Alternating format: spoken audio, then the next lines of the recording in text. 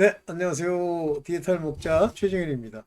제가 요즘 그 컴퓨터를 좀, 뭐랄까, 뭐 수리라는 개념은 아니고, 제가 하드웨어를 뭐 수리할 수 있는 능력은 없어요. 이 손이 분해가지고 원리는 압니다.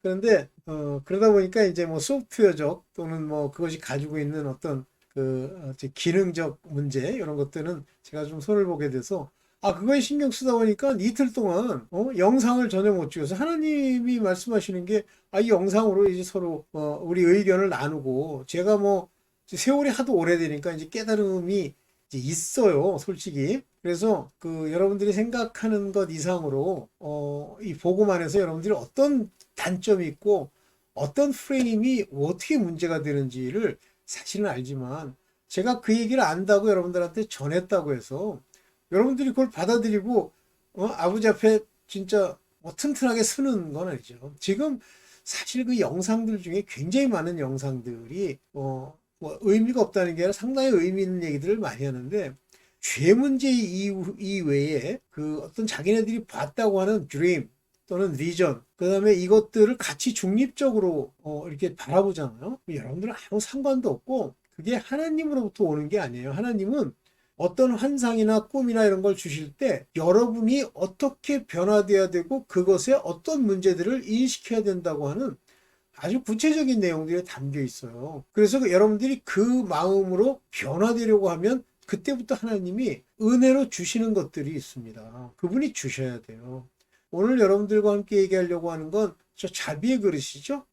지난번에도 이 자비의 그릇 또는 긍휼의 그릇 얘기를 했는데 원래 자비는 멀시예요. 근데 그걸 우리나라는 긍휼이라고 번역을 하는 게 있는데 새 번역에서는 자비로 번역을 합니다. 긍휼은 우리 저와 잘 안 맞잖아요. 자비의 그릇이라고 그러면 사랑의 그릇이에요. 그러니까 자비와 사랑은 하나입니다. 그래서 이제 우리를 자비의 그릇, 즉 사랑을 담아 사랑을 행할 그릇이기도 하고 또 하나님의 자비를 얻을 그릇이기도 하다.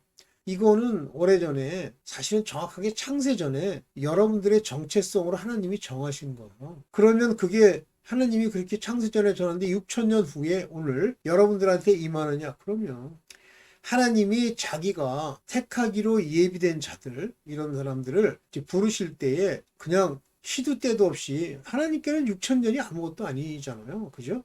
여러분들 그걸 인식하시죠?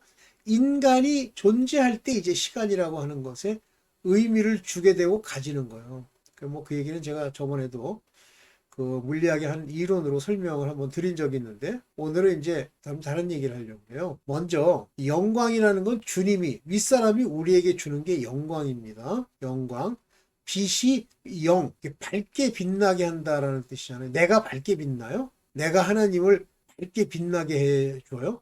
영광 자체가 이렇게 번역된지 영어로는 글로리라고 번역이 되어 있는데요. 아니, 우리가 주는 게 아니잖아. 우리가 하나님을 영광케 한다? 그런 참 개떡 같은 말버릇을 어디서 대한민국에선 배웠는지. 하여튼 그런 말을 쓰는 하나님께 영광 돌려야 되는데, 니까지 게 뭔데 하나님의 영광을 돌려? 하나님이 너 때문에 빚을 받으시고 휘황찬란하게 이렇게 우리에게 비추시는 거야? 험방진 소리라고 하면서 영광은요, 윗사람이 아랫사람에게 주는 겁니다. 예수께서 그러잖아요. 하나님이 이미 나를 영화롭게 하셨고, 영광과 영화가 같은 얘기죠. 하나님이 영화롭게 하는 거죠. 그러면 하나님이 우리에게 영광을 주었다. 내가 하나님으로부터 영광을 얻었다라고 하면 첫째 나타나는 현상이 뭐냐면 그 영광에 관련되어 있는 것이 긍휼의 그릇이죠. 여러분들 사랑이 안에 있는 거예요. 여러분들 이제 제가 말씀드리는 이 두 가지를 잘 생각해 보세요. 사랑은 하면서 나오죠. 사랑은 온유하며 사랑은 나의 유익을 구치 않고 사랑은 이렇게 나오죠. 그때 그 사랑이 성령의 은사라고 하는 건 아시죠? 성령의 은사라는 게 무슨 우리한테 뭐 시계 하나 주듯이 아니면 떡 하나 주듯이 주는 게 은사가 아닙니다. 하나님이 우리를 통해서 나타나시는 것이 은사죠. 성령의 은사. 그러면 죄나 짓고 악을 행하는 자가 하나님의 얘기하시는 그런 뭔가 보이지 않는 곳에 일어나는 일들이 일어났다? 그건 마비의 역사죠. 아니 죄로 덕지덕지한 자들에게 무슨 은사가 나타납니까? 이해가 돼요? 수족이 있으면 수족 하나가 이미 잘려서 신경도 끊어지고 다 죽어가기 직전이에요. 다시는 떼어내야 돼. 안 떼어내면 우리 몸 자체가 썩어가기 때문에. 근데 그게 꼬딱꼬딱 움직인다고 해서 그것이 하나님의 은사를 받은 거예요. 쓸데없는 소리를 하고 있어. 여러분들 정확하게 용어를 사용하고 은혜라는 말을 사용하고 또 하나님의 나타내심을 볼 때 정확하게 써야 돼요. 지멋대로 가짜 목사한테 배우는 거 조심하세요. 그런 얘기하는 목사가 있으면요. 그 목사의 프레임입니다. 그 잘못된 프레임은요. 그 속 안에 있는 다른 영으로 말미암는 거예요. 자기 혼자 생각해서 이렇게 말한다? 그것도 다른 영입니다. 마귀. 거기 같이 붙어 있어요. 그걸 받아들입니까? 그러면 똑같은 다른 영이 함께 역사합니다. 죽습니다. 천주교 무슨 뭐 이단 교회들 나름대로 그 안에서 사는 사람이 있다. 그러면 거기에 소속된 사람들이 이제 비율로 칠게요. 10쯤 있다 그러면 하나? 그것도 안 될 거요. 1000명 있으면 하나? 그것도 안 될 겁니다. 10,000명 중에 하나? 뭐 그 정도는 될 수 있죠. 즉 다른 영, 다른 영에는 뭐가 들어있어요? 다른 교훈. 다른 교훈은 뭐죠? 다른 가르침. 주로 이 가르침, 다른 교훈들은 무엇과 연결이 딱 돼 있느냐면 율법과 연결이 돼 있는데요. 율법 그러니까 무슨 성경에 나와 있는 신명기나 민수기 뭐 이런 곳에 나타나 있는 것 그거 얘기하는 게 아니에요. 법, 의문에 쓴 법, 행위를 얘기하는 겁니다. 그러면 행위가 없어야 되느냐? 그게 아니라고 그랬죠. 먼저 우리 안에 영으로 거듭난 자가 하나님이 주시는 은혜로 말미암아 내가 어떤 행동을 하는 것 그것은 정상이에요. 그렇게 드리는 11조는 하나님 앞에 칭찬받을 11조죠. 근데 거꾸로 영이 거듭나지도 않고 양심은 죽었고 욕심만 있고 돈을 환장하는 놈이 돈벌이를 하려고 11조를 내고 돈벌이 하려고 행위를 보인다? 죽어요.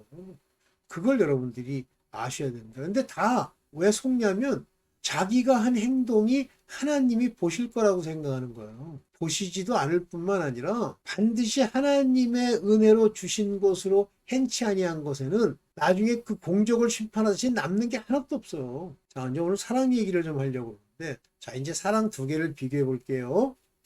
이렇게 사랑은 하나님의 은사입니다. 하나님의 나타내심이에요. 그러면서 뭐라 그러냐면 여기 이제 디모데후서 1장 10절을 한번 볼게요. 뭐 봅니다. 잠깐만요. 저는이고 그걸로 볼까? 네, 딱 나타. 여기 보세요. 정확하게 나타나죠. 디모데후서 1장 13절. 나는 그리스도 예수 안에 있는 믿음과 사랑으로서 믿음과 사랑이요. 이 영어로 보면 전부 믿음과 사랑이 내가 가지는 게 아니에요. 내가 가지는 사랑은 욕심이죠. 소위 불교라는 곳이 말하는 사랑의 자. 그 사랑은요. 특징이 뭐냐면 애착. 자기 마음이 어디에 붙어서 애증을 나타냅니다. 사랑과 증오. 같은 얘기예요. 그거는 인간이 말하는 인간의 육체와 관련되어 있는 사랑입니다. 근데 하나님이 주는 사랑, 여기서 말하는 이 아가페라고 하는 이 사랑은요, 이 사랑, 여기 지금 제가 하나님의 말씀, 로곤, 오케이, 여기 나오네요. 아가페. 요게, 요 아가페라고 하는 것이, 카이 아가페. 요게, 텐, 엔, 이렇게 나오잖아요. 엔, 그리스도 예수, 그리스도 예수 안에 있는 사랑이에요. 오케이? 믿음 안에 있는 것들이고. 그래서 이 예수 안에 있는 이 믿음과 이 사랑 안에서, 이 믿음과 카이 아가페 사랑 안에서, 비로소 여러분들이 사랑을 나타낼 수 있는 거예요. 그래서 여러분들이 자비의 그릇, 이 자비의 그릇을 가진 사람이 사랑을 나타낼 수 있는 거예요. 그러면 사랑은 온유하며 사랑은 이제 이런 얘기를 했어요. 그러면 이제 요 얘기를 하나 더 들어볼게요. 자, 이제 이 고린도 전서 13장을 한번 보면서 아유 죄송합니다. 고린도 네. 아유 눈이 나빠져가지고 점점 죄송합니다. 네, 이제 이걸 한번 잘 보면서 이제 서로 깨달음을 나눠봅시다. 네, 여기 뭐라고 돼 있냐면 내가 사람의 방언과 천사의 말을 할지라도 요거 참 우리가 방언이나 천사의 말 이 모든 것도 뭔가 아버지를 알아야 이제 일어나는 현상이죠. 아니 왜 제대로 나타나지 않고 화면만 나타나지? 이렇게 합시다. 여기 이거 가지고 볼게요. 아니 13장 하다가 왜 갑자기 죄송합니다. 할지라도 사랑이 없으면 소리나는 불이요 울리는 꽹과리라. 그러니까 사람들이 이 구절을 읽으면요. 대번 무슨 짓을 하려고 그러냐면 사랑은 하면서 이것들을 내가 행하려고 해요. 사랑을 행하는 게 아니에요. 마음에 있는 거지. 그리스도 예수 안에 있는 내가 그리스도 예수 안에 들어가면 사랑이 내 안에서 있으면서 사랑은 온유하고 오래 참고 나의 유익을 구치 않는 이런 열매들이 나타난다는 뜻이에요. 사랑으로. 그럼 하나님이 주시는 그 사랑이 없으면요. 사랑이 없어. 그러면 소용이 없다는 얘기 이런 짓을 아무리 행동을 하고 뭐 천사의 말을 해도 아무 소용이 없다는 얘기예요. 사랑이 없으면 우리는 꽹과리에 불과하다. 마음이 먼저 사랑이 있어야 된다. 사랑은 누가 주신다고요? 예수 그리스도. 믿음과 예수 그리스도가 내 안에 계시면 주시는 것이 사랑이고 그것을 표현하는 것이 성령이세요. 내게 예언하는 능력이 있어 모든 비밀과 모든 지식을 알고 또 산을 옮길 만한 모든 믿음이 있을지라도 사랑이 없으면 내가 아무것도 아니요. 이해가 됩니까? 여러분들 이거 정확하게 이해를 하고 즉 하나님이 내게 사랑을 주셔야만 그것이 비로소 내가 자비의 그릇이 되어야만 하나님이 택하신 그릇이죠. 그 안에 사랑이 있고 이 사랑을 가지고서야 비로소 성령의 열매로서의 이 사랑들이 나타나고 더 충만하게 되면서 구제를 해도 하나님이 봐주시고 심지어는 예언을 해도 그 예언이 하나님으로부터 온 예언이고 이렇게 된다는 이야기예요. 그런데 지금 이제 많은 사람들이 예정론을 얘기하면서도 죄 문제에 관한 이야기의 구체적인 부분을 얘기하시는 분도 있지만 불의를 미워하고 죄를 미워하는 건 우리가 하나님의 인도를 받아 아는 지식으로 그것을 미워하는 상태가 돼야 돼요. 죄를 기뻐한다? 죄를 무심히 여긴다? 그거는 하나님과 관계가 없는 거예요. 근데 내가 선을 행하고 내가 사랑을 베풀고 내가 무엇을 한다? 불가능한 얘기. 옛날에 제가 다니던 만민교회 그 이재롱 목사라는 사람이 뭐라 그러냐면 하루에 한 가지씩 선을 행하려고 노력해야 된대요. 그래서 내가 저 사람이 처음부터 신학교를 잘못 갔구나. 근데 거기에 이제 여러분들이 착각하지 말 것이 저 사람이 신학교를 잘못 선택했구나가 아니에요.